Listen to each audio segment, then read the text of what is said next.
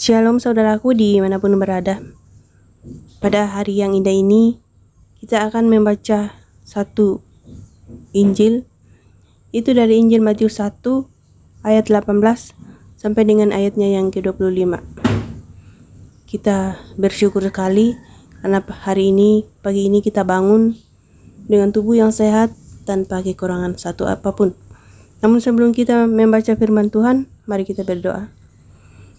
Bapa yang baik, Bapa yang selalu kami puji dan muliakan dalam hidup dan kehidupan kami.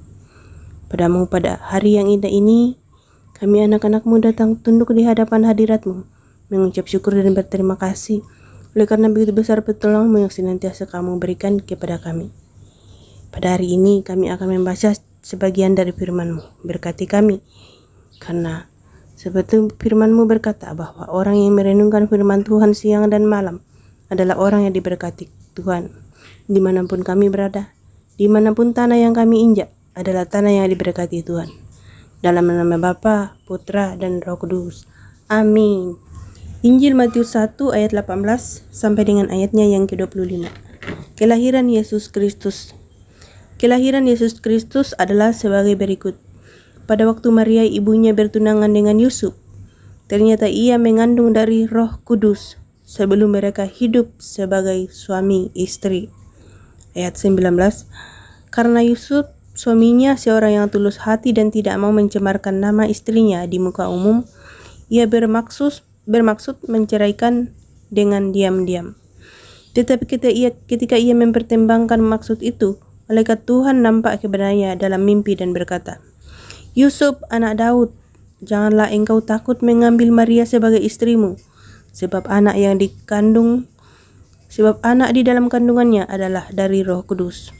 Ia akan melahirkan anak laki-laki dan engkau akan menamakan dia Yesus, karena dialah yang akan menyelamatkan umatnya dari dosa mereka." Hal itu terjadi supaya genaplah yang difirmankan Tuhan oleh Nabi. Sesungguhnya anak darah itu akan mengandung dan melahirkan seorang anak laki-laki dan mereka akan menamakan dia Immanuel, yang berarti Allah menyertai kita. Sesudah bangun dari tidurnya, Yusuf berbuat seperti yang diperintahkan malaikat Tuhan itu kepadanya.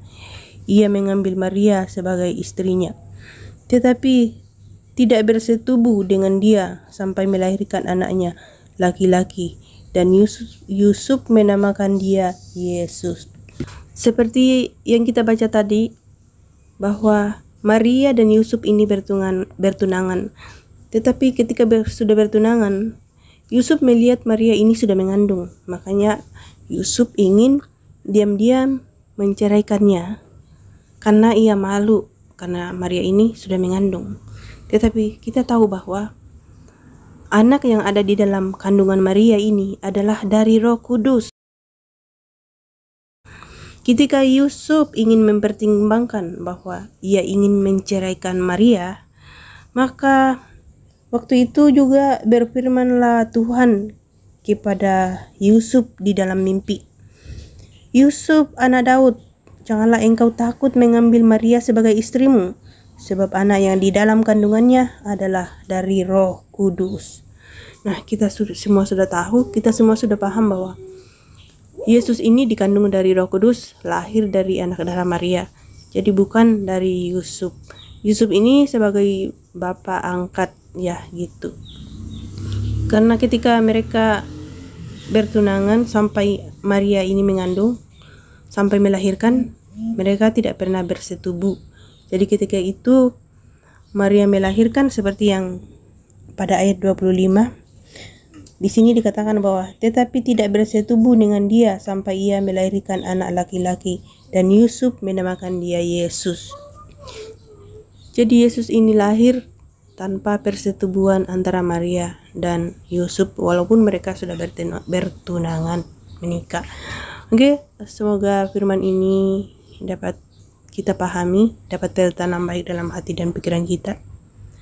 Sampai di sini dulu. Berbahagialah kita yang masih sempat mendengarkan firman Tuhan. Kita jumpa lagi di firman Tuhan berikutnya. Shalom, Immanuel.